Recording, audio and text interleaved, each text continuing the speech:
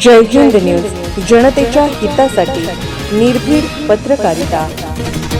प्रभाग 8 मधील उमेदनगर, आनंदनगर, गुलमोहर कॉलनीत ड्रेनेज कामाची पाहणी, काम लवकर पूर्ण करण्याच्या सूचना।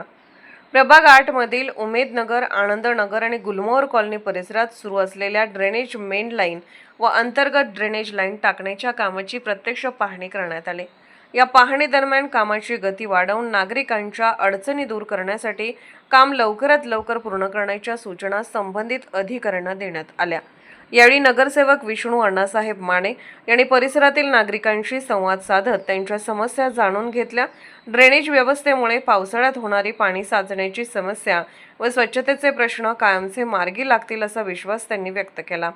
पाहणीवेळी MJP प्रमुख चौगले साहेब, देवर्षी साहेब, MN पाटील तसेच स्थानिक नागरिक मोठ्या संख्येने उपस्थित होते।